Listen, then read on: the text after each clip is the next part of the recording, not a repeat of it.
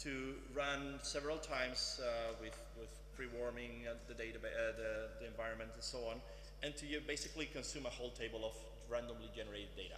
Data is random, so there's nothing special there, and measuring the performance with JMH using black hole to consume all the data and see what the performance is.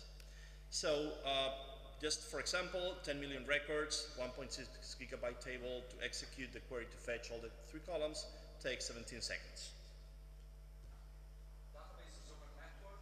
No, database localhost specifically to try to avoid network differences. But not in memory through localhost? Yeah, it's going over TCP/IP. Huh? Yes. So it's running over TCP/IP over localhost. Okay. So, well, I'm not going to get into this. So total Java execution time, it is the Postgres time to execute the query. As you were saying, the network costs, which I cannot make them lower. Right now, the JDBC driver does not support Unix domain sockets. Postgres does, but the JDBC driver doesn't. But I was running on localhost to have the minimal overhead possible. Then the Java driver overhead and the Java application processing. We're going to see all those numbers more or less separated. So I use a technique in Postgres. You can use an extension called pgstat statements, which basically records the performance of every query you execute against the database. And you can use these numbers to check the amount of time taken by the Java program and the amount of time taken by Postgres to execute the query. So look at this. Postgres is less than half of the time that it took to execute the Java program. So maybe databases are not that slow. Maybe Java is slow, the driver. So where's the problem? So when I found these numbers, I started to look into them and see how to profile this. So typically you would fire Visual VM or something like that, and then you wait and grab a coffee and wait, make yourself a pizza, right? And still wait. Basically, tracing debuggers are painfully slow for something like this, where you're executing millions of method calls. The way they work, you know very well. They just add some code to emit tracing patterns before and after methods, and and then the results are wrong. So there's no way to work with this. So the only way is to use sampling profilers. Sampling profilers can also get things wrong, but they're much better for this kind of benchmarking. So I tried with all of this, actually. The overhead typically is very small. They're not perfect because the way the profilers work is ask for all the threads to get to a safe point and then measure there. So there's sometimes it takes a while to get to a safe point. So you may not get sampling of some methods. So there's some calls you might not be seeing here. Can I put in here? Is this like a good time for this? Huh? So I have a short thing to say that's just exactly this. Safe point profilers profile at safe points only. The hotspot server compiler JIT removes safe points from counted loops. Yep. You do not get tick profiles in hot inner loops. So the hottest code gets 0 profiling. Okay? So you need a random stack sampling tool, not a safe point sampling tool. Or you get just crap answers. That was it. May I get back to the slides? Maybe. Need some more people up. When I get okay. 2 more people in chairs, then I'll put the slides back up. I was going to get down. I said my piece. That's it. Thank you. All right. So anyway, I got interesting information, which let's see how it works. So, well, this is just what I did to run this sampling profilers with all the caveats that they have, for sure, and then use the famous flame graphs tool to generate some flame graphs. So let me just show you this. So a first query just to get the integer column of the table, and the graph is something like this. Can we go back and look at the code for 1 second? Just get the first column. That's fine. Okay. So you're black holing Yeah. the whole thing. So Yeah. do people know what that is? No? Yeah. Does everyone know what a black and explain. Oh, you can explain a black hole if he knows what it is. Yeah, but I'm you're trying to unpack what he's doing here a bit. Yeah, no, thank you for that. Okay. So the black hole is actually a method inside the Java microbench framework written by Alexei that basically keeps the core spun up so that you don't get the effects of having to put threads to sleep or just all of the things that happen if you have to block a thread or have clocks wind down in cores and things like that. So try to get rid of these effects out of the micro benchmark. Oh no? Okay. Correct me. That's fine. I'll leave by too slow. Okay, so the black hole is to stop the code from being eliminated. The JIT is very good at eliminating code that's not doing anything. So that code, if it was seen to have no side effects, could be eliminated, as Cliff well knows. So black hole causes the result of that to be consumed, so the code is not eliminated. Great. Okay, so Sorry, the reason why I came earlier was I just had a question. Was you showed that you did an average of 20 runs with that 120%, I think, if I'm not mistaken. Did you take into account with the warm-up also of Java? Yeah. So for this test, I used JMH, and JMH allows you to execute some runs, and previously to warm up, some warm-up cycles. So I believe in this case was turn warm-up cycles. Spell out JMH. What's the M? Huh? What's the J, M, and H? What was JMH. What does it stand for? Java Micro Benchmark Harness. Yes, and it's intended to solve a bunch of problems people have with writing micro benchmarks. It's very easy to write broken micro benchmarks that give you crap answers. Yep. There's a lot of tricks involved. Use this or go figure out what all the issues are. There's a bunch of them. You're fine. I would go one step back. So why are you doing this, and what problem do you want to solve? So doing a micro benchmark doesn't reflect the actual problem that you want to solve. So if you had an actual problem, I would look at this and use a realistic workload so that you can see what type of indexes are in the database. You probably will not do a linear scan of a table No. in real life. You showed some times there, do you want to maximize throughput, to minimize latency? These are all different questions, and the micro benchmark is, I think, the wrong way to go with it. So I would start with a realistic workload and look at the CPU time and the elapsed time and see which one I want to minimize and what resources are being consumed there. Yes, so you're absolutely right. I didn't state very clearly my initial goal with this. The initial goal was to try to measure in some initial way how high is the cost of basically data serialization and deserialization, and the cost of the Java Postgres driver versus the real performance of the database. Because I was guessing already that the serializing cost to go over the network, even localhost, is very expensive, that there is a lot of string creations, a lot of information being duplicated. So I wanted to measure that. It was just the first initial test. Of course, what you're saying is highly desirable, but also highly time consuming. So this was an initial test, and I'm going to show you some flame graphs, which already led to some optimizations of the Postgres driver. So there was one specific thing I'm going to show you right now. It's very easy to spot with these flame graphs, and it already provided a change to the Postgres driver, which improved performance. So of course, you can go much deeper than this. And I believe this. Actually, JMH, you can also do macro benchmarks, not only micro benchmarks, and these are throughput-oriented benchmarks. So that was the idea. So my question, because as I understand, you do the I/O operations during the tests, and this is Linux, so it's kind of unpredictable, and you don't get repeatable results. So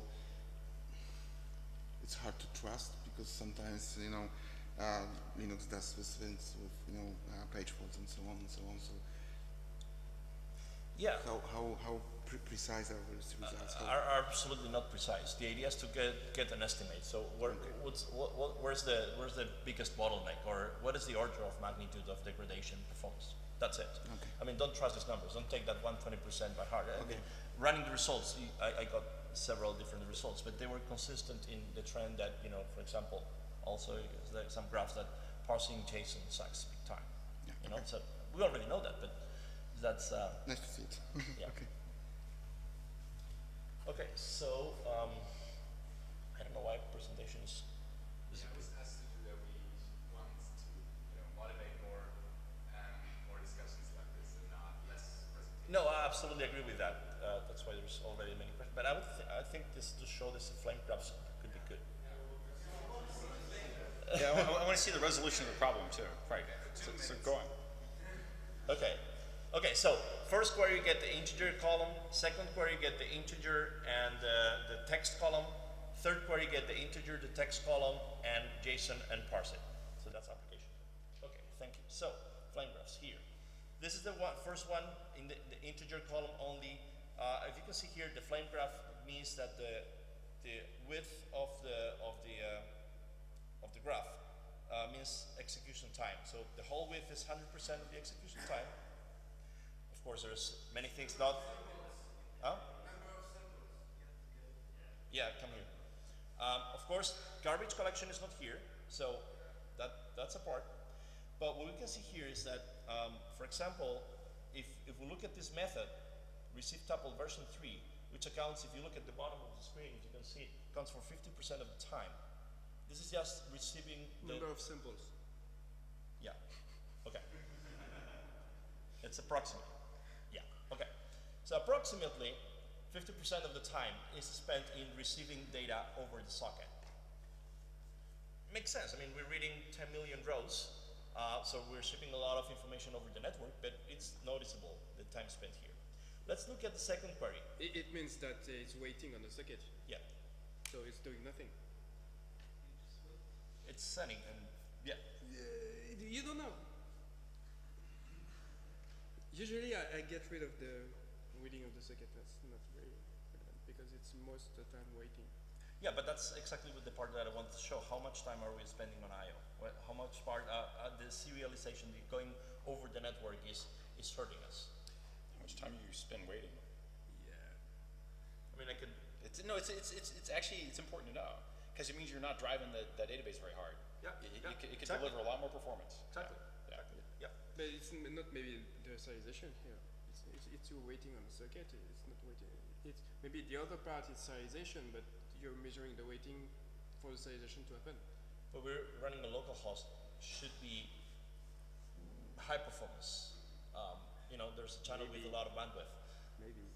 Yeah, of course, maybe. Yeah, keep going. Yeah. Okay. So this is the integer and the string. So you can see here that now receive tuple is 35%. Now we have here this method, which is another 30%. Oh, guess what? Decode. So this is basically turning the bytes into a string. Strings are always there, hurting performance a lot, right? There's probably, you know, if we could use an encoding that could be somehow compatible between the database and Java, this would be zero. But even more interesting, look at this. Actually, this is the total get string, so this is the call to extract the information from the column, and it's split between the coding string and this, which is 5% of the time, find column. In the code, the column is specified by name rather than by index, which are the two options you have available in JDBC. And just finding the column by name, which is finding the column index first, which in turn is calling hasmap get, is taking 5% of the execution time very approximately. So this was one of the things that got improved in the Postgres Java driver after this, and just a basic cache was implemented and the performance was improved significantly. You can see this here. This is with maybe it was this one. No, I don't know. Well, performance improved. And let me show you this one. No? Oh, okay. Whatever. That cannot be. Okay, here. So let's look at 3. Uh-oh. All right. Yeah, there's no 3. Whatever. Okay, this is with the JSON. And this was, of course, expected, but parsing JSON takes a really significant amount of time. So that query that was was taking the integer string and the JSON and parsing the JSON that was 100%, 120% slower than the database execution time, is spending a lot of time in parsing very, very simple JSON. So, this is it. Presentation is over. More questions, ideas, opinions? Yeah. And I'll actually turn this off just to make sure we don't use any more. Is this profiling technique only good for sequential code, or what happens if you have more thread doing stuff concurrently? How do you see the result of? I mean, you can have a flame graph for each thread. I think there's many more experts than me here to answer that question, but I don't think concurrency is a problem in measuring this kind of performance. It is the way these profilers work, which could affect the results. But they capture stark traces. Okay, but what's the output then? I mean, you see all the samples of all threads mixed and matched in one single flame graph. Yes. Okay. In fact, the output is the output of the profiling is just text based, and they're processing this to generate the SVG for flame graph. Yeah. Okay. So you can do whatever you want. It's just text processing for the output of this, and make like one thread merge for all the stack traces. So you can choose if you want to sample one specific thread, or if you want to sample all threads and merge all the result in one. Yeah, for example, graph. if you at the perf recording, you could do this. You can just stick to one thread if you want. But the thing is, you can the old system can be profiled, and then you can see for each thread there are stacks or merged. It just takes processing after that for the. Okay, cool. This. Actually, to generate these graphs, I had to use awk to process a bit the output. It's this text output, but needs to be cleaned up a bit. So, and then you can filter out and process a bit. Do you have some blog post about how you did this? There is a tutorial on how to generate these flame graphs? This is part of a presentation, and the slides are in the internet. Okay. The slide share, I can provide you the address. Thanks. It's more complete presentation about all the topics about Postgres and Java. And the source code I used is on GitHub.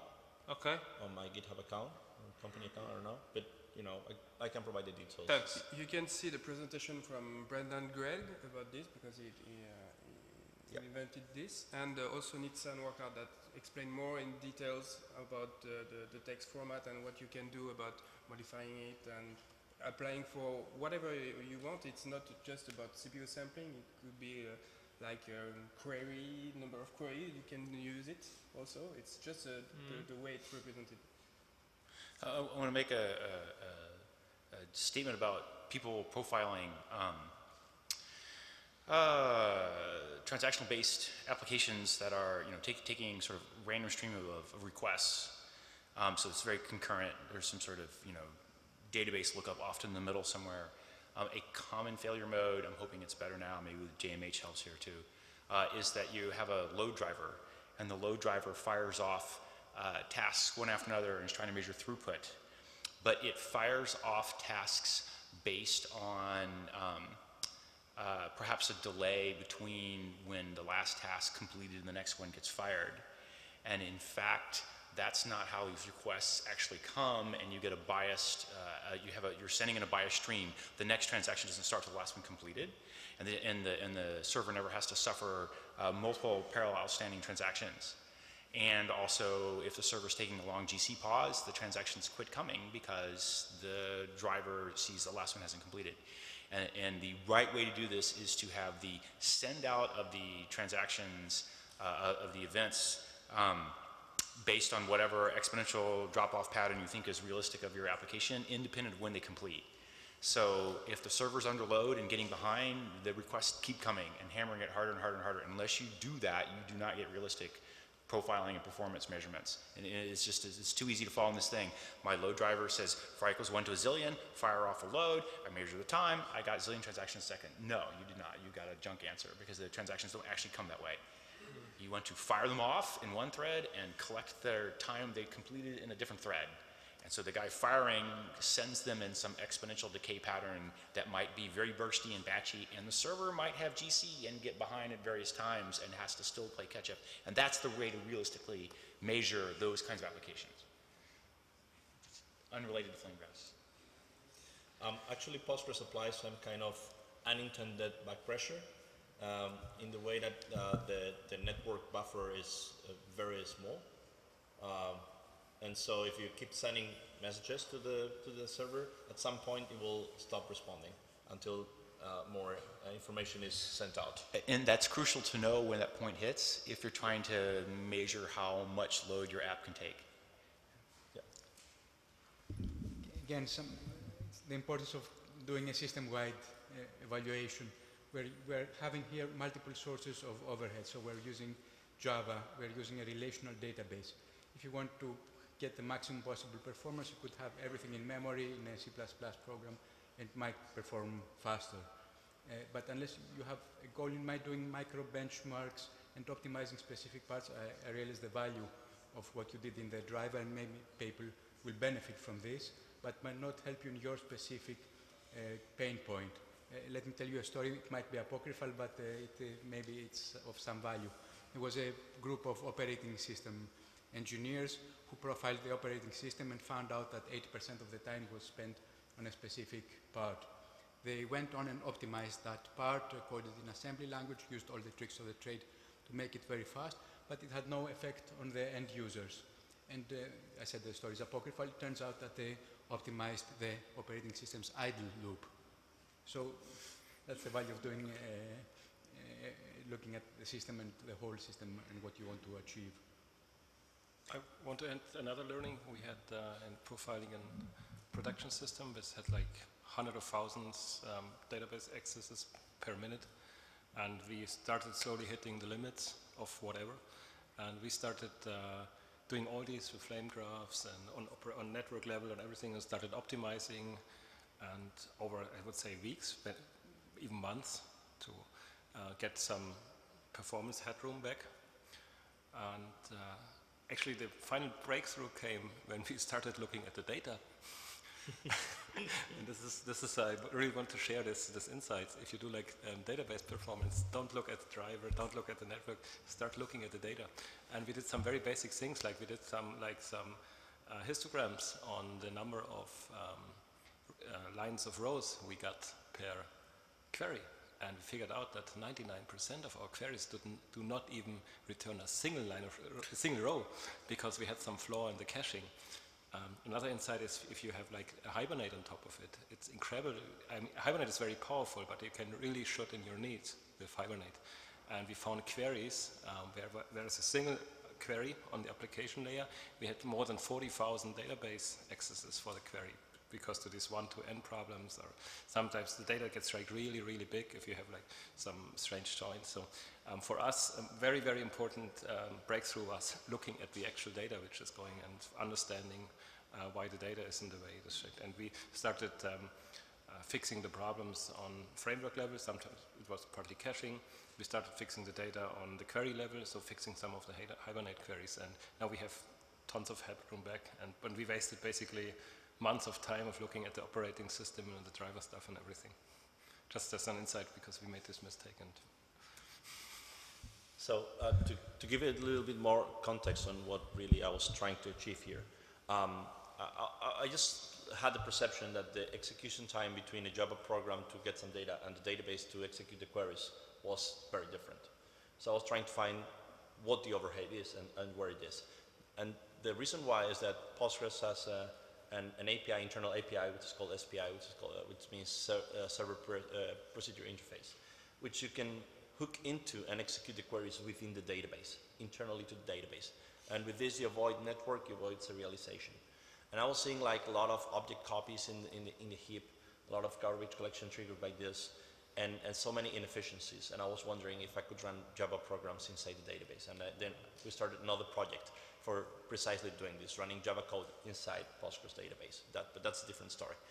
And the costs seem to be very high. Where exactly it is, I definitely agree that you need to look at many more things. This analysis lacks garbage collection analysis, CPU time, and many other analysis you can look at, whether Postgres running checkpoints or not during the time of the analysis, and many other factors that could affect it. But really, this was done in a couple of days, no more than that. I didn't have a month to do so. I would like to. But it seemed like high enough. Again, if it's not in the critical path and you don't know it unless you look at a realistic scenario, you don't care. You might care if you work for Postgres in a Postgres project or you write the driver and you want to do something better. But other than that, when you're an organization that has a real problem to solve, even if you do that, they will tell you, show us the numbers of a real benchmark, a realistic one, and how it improves. And if it's not in the critical path, will not help you. Yeah, I absolutely agree with that. Anyway, a table scan is a very common operation in a database. So happens much more frequently than people would like to. So another advice, by the way, just a little bit off topic. If you run performance problems on your database, the first thing I would recommend you to look at is how many concurrent queries are you hitting with the database with, because the database cannot do many concurrent queries. They are really fast, but one query usually takes a core, so no more queries than cores. So use a connection pooler. Typically it drives down latency and drives up throughput. I had a question in terms of in respect to your setup. Did you did you just use a vanilla install of the database, and when you set up those 10 million, I think you said 10 million rows? So I'm guessing you maybe not have bothered. I don't think the indexes in this case would have mattered. No. Or not. I think that was not relevant, right? But so did you do any kind of specific setup to isolate the JDBC driver performance, or did you just take a vanilla install and then just went with that? No, so Postgres config file was optimized, not super specifically tuned, but good enough. Postgres default configuration is terrible. Don't use it in production ever. Needs tuning, so I did some basic tuning, and the database was completely isolated.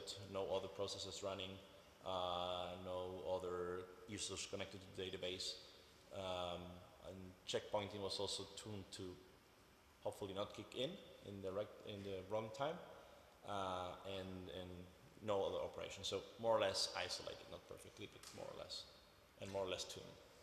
If I'm not mistaken, so you were trying to test the JDBC driver performance, right?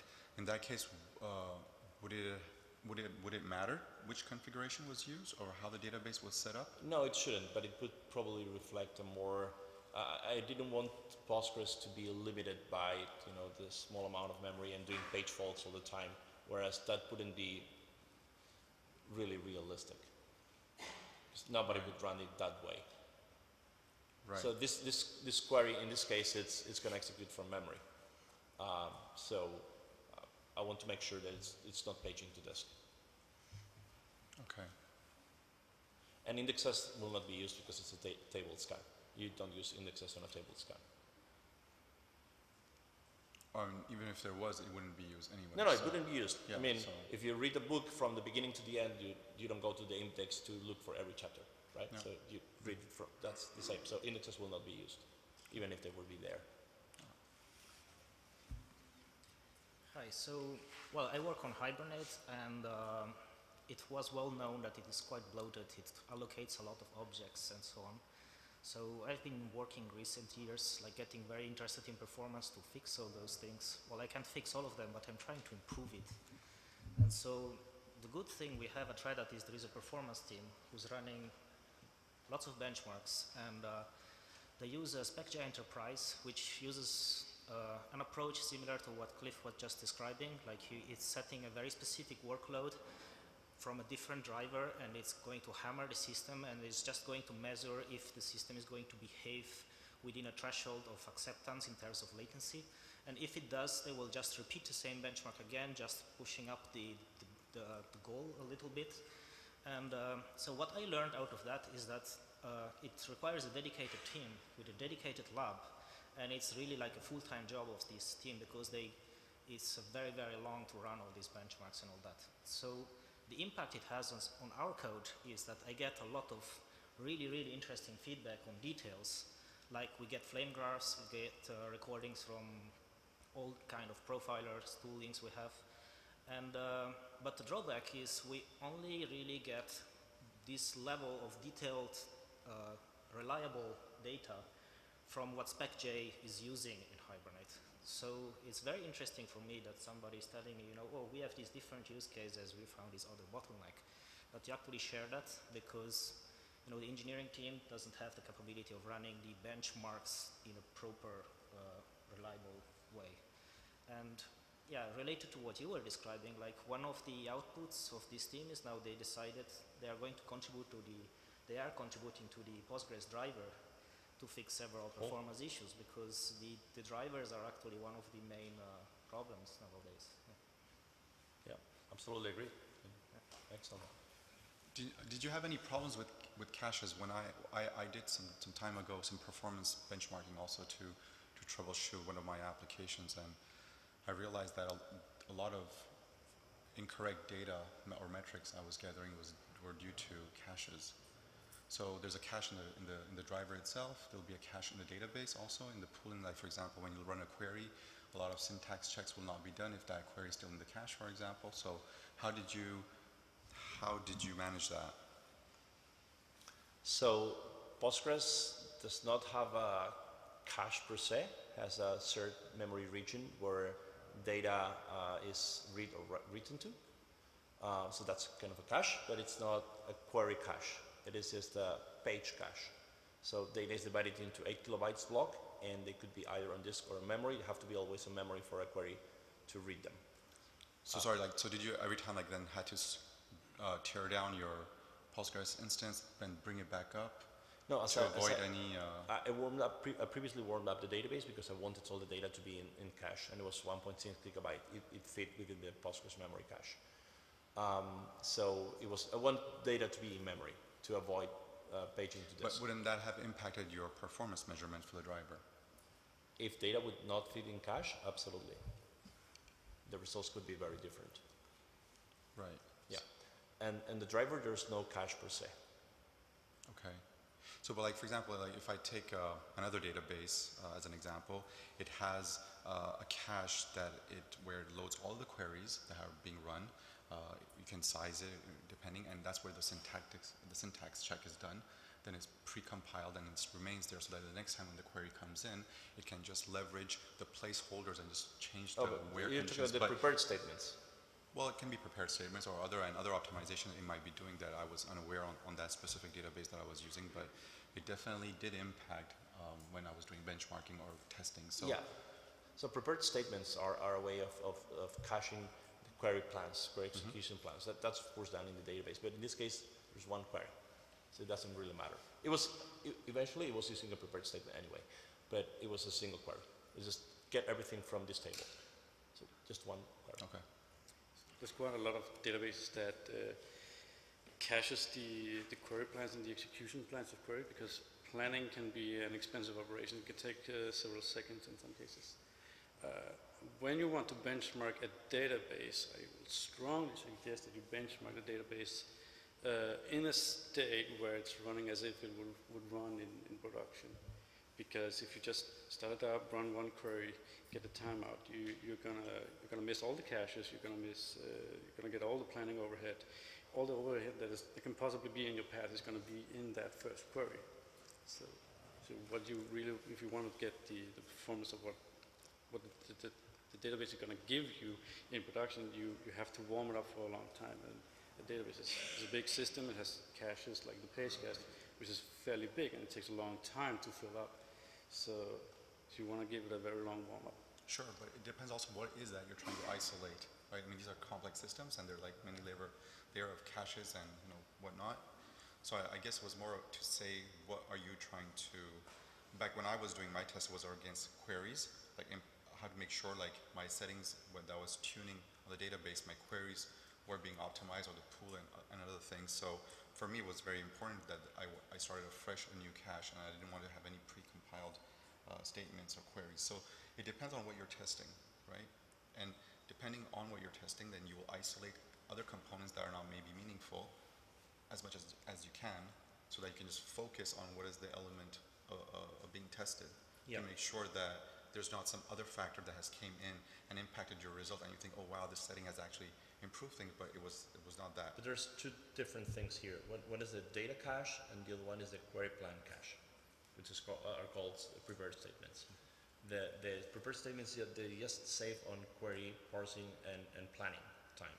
And by the way, sometimes they can also hurt performance, because if you prepare a plan within or you're getting a value with a where condition that is very selective, and that prepares a plan, and you run that query with another value which is not selective, then the query plan can change dramatically. So for instance, for a very selective value, you may get a query plan with an index on it, and then you ask for a value which is not very selective, it's present in 20% of the table, and then you're going to hit the index and then the table for reading that value, and that's going to hurt performance a lot. Well, so prepared statements are not panacea either. But that's just saving query parsing and query planning. Data caching is what database do, and to hold the data most frequently accessed in memory. And that's what you were saying. And it's really important that databases are warmed up, because otherwise you're going to measure the time of the initial queries to read the data from disk. So there's typically in a scenario where your most frequently accessed data, whatever that table comes from, is going to be in memory. That's the scenario where you should test it, because it's going to be closer to production. I want just to interrupt a bit here and refocus on the flame graphs, the tool. I don't know how many of you are familiar with flame graphs, but I just wanted to hear about maybe war stories of where this made a difference, or showed surprising results. If anybody has to share like stories about using flame graphs and how it was useful in a particular case, I think is interesting, because this is like going into database specifics and caching and stuff like that, which is also really interesting. But yeah. So who has any experience with this, or could tell a story? Maybe not personal, but like good use case where it can make a difference. And yeah.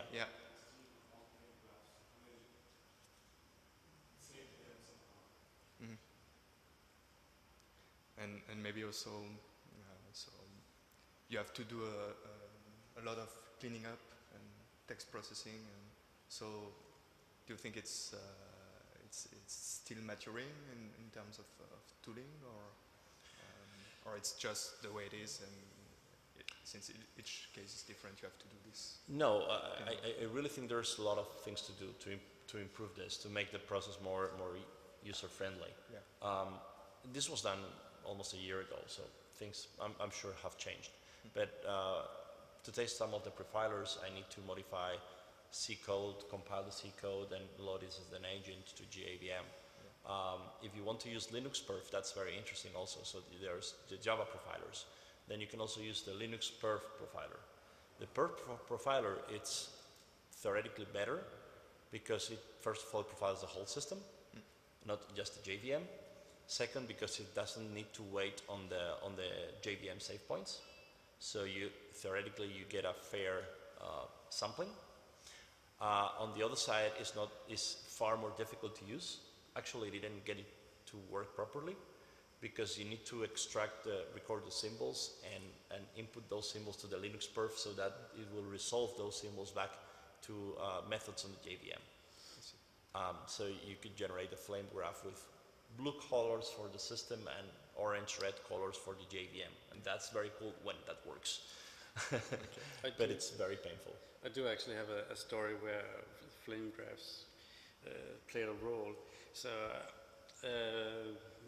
we have a new project to improve the execution runtime of software queries in Neo4j, and as part of the kickoff of this project, I was trying to sell them on the idea of using async profiler to to hook up to the benchmarks and then get flame graphs out.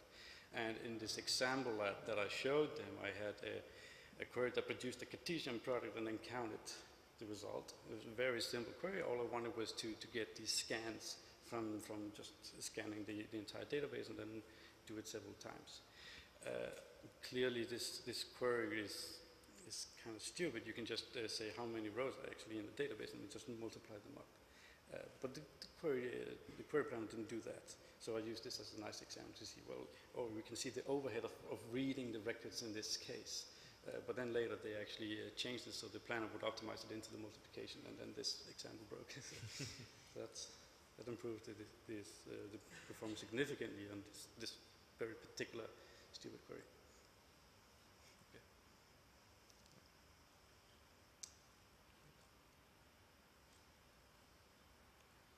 No other stories? More questions, ideas? I think it pretty much. Oh, we're. Did it start at 10 or 10, 15? I don't know. 15. Anyway.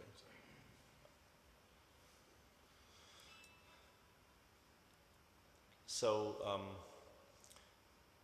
anyone could give us an maybe deep explanation of why sampling profilers can give us bad results? Yes. For example. Yep. I think that could be good for the audience.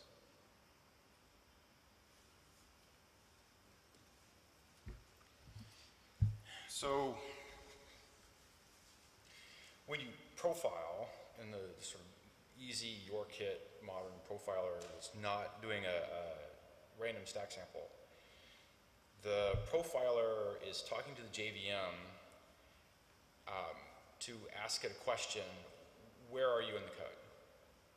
The answer to that question, the JVM unwinds from whatever machine code got JIT and is currently executing back to some Java state. So it gives you an address, a bytecode index in the Java file. Hey, you're currently here. And then you can unwind a call stack, and this is what they present. However, the JIT doesn't honor bytecode boundaries. That's where all your performance comes from. The bytecodes are all turned into machine code. It's all schmooed together and optimized and rescheduled and loop invariant code motion and everything else. So at any given point where the actual piece of hardware is executing, the actual program counter, if you just ask, hey, where are you? It's not at any Java bytecode. There's no mapping to any individual bytecode there. Those mappings are called safe points, and they show up every now and then. Where the rule on every now and then is how long am I willing to tolerate this thread not being stoppable at a known place? And the usual story is, a couple thousand instructions on x86, and I don't want to go much longer than that because it would actually probably save me a whole lot. And now I can take a GC cycle, for instance. Safe points also happen to be where you take GCs, and that's where you have the mapping of machine registers to garbage collected pointers that are about to get moved by the garbage collector. So safe points don't happen everywhere. There's some distance between them, and they have an overhead because the JIT has to preserve the semantics somehow of what the Java program's doing down to x86 registers, and that preservation forces him to keep alive computation that's not actually going to be useful as an end result unless you stop right there and ask the question, what am I doing? Like if you're just running and trying to get an answer, there's a whole lot of in-between state that no one ever sees and will care about. So as soon as you have a safe point, you have to honor that state. So you generate code to hang on to values, you spill them onto the stack, there's a bunch of work involved at computing those values. So they have a cost. Generally the cost is pretty minimal, it's below 1%, no one can tell, except in tight, hot loops, especially those with array accesses. For I equals 1 to n, go hack on the cars in a string. Go hack on this row of doubles, go hack, whatever it is. So as soon as the loop starts getting smaller and smaller and smaller, the overhead of having a safe point for every round trip through the loop starts becoming a higher and higher fraction of the loop cost. So at some point, the JIT looks at this and says, wait a second, you have a fixed trip count loop. So however that math is done, I can see there's a beginning value, there's an ending value, and there's a positive addition value of some kind, and I can just do the math and say, you know, I generate code, do the math at runtime, but I do the math and say, this minus that is the distance divided by this is the stride count, that's a finite number. Okay, this loop will terminate. It will come to a halt. It might take a little while, but it'll come to a halt. So if I remove the save point out of that loop, I reduce the overhead of the loop, and the overhead reduction might be on the order of 10x, like a huge speed up. So long time ago, I made the call, and I pulled safe points out of what we call counted loops, loops that I can determine at compile time, have a finite known trip count. That means that these profilers that go to the JVM and say, hey, tell me where you're at, they have to wait for the next safe point to show up, wherever that safe point is, and then the JVM puts a, they put a flag down somewhere in memory, and at the safe point, some check has been made, some bit got tested, and he said, oops, stop, wait, okay, and he reads all the metadata and unwinds the whole stack frame layout, because it's all this machine code, right? There's no bytecodes there. He unwinds this horrible thing. It's a very expensive overhead, and he comes up and says, here's a stack trace of where you're at. That actually takes quite a while to go compute that shit, so it doesn't happen all the time. And what it means is, you didn't get any counts in that hot inner loop. So if the loop got big enough and wide enough and fat enough, we give it up and say, this is too big, I'll leave the safe points in, and then you get honest counts. But if the loop gets pretty tight, pretty hot, you get no counts in it. And then, your profile just lies to you. The fix for that is you use what's called a random stack sampler. And that's just a technique that says, give me the freaking actual program counter address, and the JVM has to have support in there that lets you crawl a stack at any point of a random hardware interrupt coming in that says crawl your stack. And the original hotspot did not do that. I did that at Azul Systems a decade later, and then I think it got turned on in hotspots a couple years ago. This is not huge, there's a margin nodding ahead, so a couple years ago it got turned on. So now you can get random stack sampling. And that means that the JVM won't say, wait till the next time I'm at a safe point. It will say, I'm going to make my best guess at what the bytecodes are, but at the bottom level of the JITted code, it's just a schmooey mess, and I'll just give you the outer method plus all his inlines, but I'm in this blob of code that's a bunch of Java code that's all been run together, including maybe a lot of inlines. And then after that, going up the stack, call it stack layer by stack layer, it's correct, but you get the inner loop counts. Yeah, Cliff's right on that, and some of that work went forward, particularly within large methods because of the inlining. Whereabouts are you even in a large method? Yeah. Becomes interesting. So Brendan Gregg and some of the Netflix people, they put in a change that came in Java 8, update 45, I believe, where the idea of a preserved frame pointer. Java doesn't keep the program counter, so preserved frame pointer allows you to keep the program counter in one of the other registers. So you give up a register, one of your 16 registers, to keep the program counter, and so you have to pass in the flag preserve frame pointer to the JVM, and now we can sample what's going on and know where we're stopped inside. So things like frame graphs use this technique. Well, the profile uses it. The flame graph is just text processing over the profile dump. Yeah. I got away with Azul without burning anything. It's easy enough to do. There's another flag that I hear is useful on Marcus Hertz's blog post that he's writing about how to get the most out of Flight Recorder. This flag is called debug non-safe points. Yes. I'm not entirely sure what it does. But it does that difference. So when you're doing the async call get stack trace, if you don't have that flag set, you're still debugging a safe point. So you want to set that flag to be getting the stack sampling. And then there's a really nice little feature that's hard to discover, is that if you look at the stack sample you get, you've got all of the stack frames, but it's like, what line? If you're in a big method, where's my time spent within that method? If you right-click on it, you see distinguished by line number, reorders that, and you can see the line that you're at. Really, really useful. Now, there's a bit of skid on that, so it can be out a little bit, but if you get used to reading these things, you start to see where the likely cause is because you know So Edisol Systems was just not, you can't get at it, it sucks. But I took the assembly code that I was generating and I had it annotated down to like fucking field methods, and every line was inlined, and you know, classes and all kinds of shit was all in there. And the hardware program counter bits. So you would get a dump of x86 assembly with the hardware program counter bits showing where the time goes, and you could read pretty well where things are happening, because I would say, oh, you're loading field blah, and you're loading this blah, and you're storing at this field, whatever. You could sort out what the hell the JIT had done there. Yeah. It can be done. You know, I don't know. Talk Oracle into doing it. Yeah, that was nice. It was called Zing Vision at that stage. I remember using Yes, it. It was really useful. It was a web browser you attached to a JVM that you could poke through, and I just took all the internal profiling data and puked it out on a web page. Yeah. And then you could surf your innards of your JVM and see how you could surf the object graph and follow objects through whatever they're doing. It was pretty cool. If you're using JMH, you cannot get that, but you can get an annotated assembly dump of the hottest two or three regions. So it'll use perf, and I think it does some very ugly mismatches. But so he has to, okay, fine. But it sort of tries to find, gets the assembly with the percentage of where is the time sort of going. It can move between instructions a little bit, especially if you have a log compare and set. It usually not goes into that, it goes into the next one. There's a wait that is waiting on the result, but you can sort of get. And then you get into reading x86 performance code, which is like, this load missed, but of course x86 powered through it as a prefetch or as a speculative execution, and this use of it had to wait for the result. So some stupid add instruction is really slow. Why is it really slow? It's because this thing up here missed in cache, and it's missing all the time. Yeah, you follow registers. Yep. Yeah. Yep. The classic thing you'll see with that is when you've done CAS or something, anything that's got a memory ordering semantic. Yeah.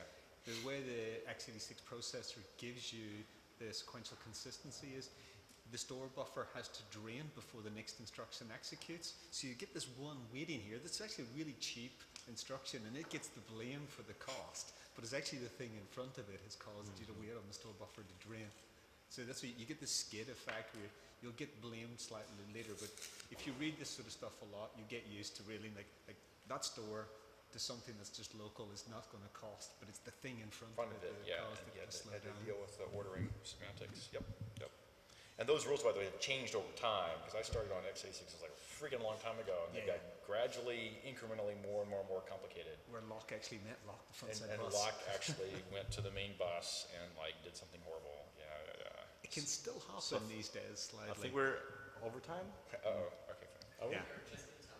Oh, just in Just time. in time. Okay, just one last thing I want to say, that I think one way to also move forward to research more on this is to look into the area of CPU counters, which can provide a lot of information out of the system that will include the Java program, the garbage collection, and of course the Java program itself. But it's difficult it's hard to work with it, but at least it's very low overhead. So with enough support from the processors, I think this could be one way forward also. All right, so thank you everybody.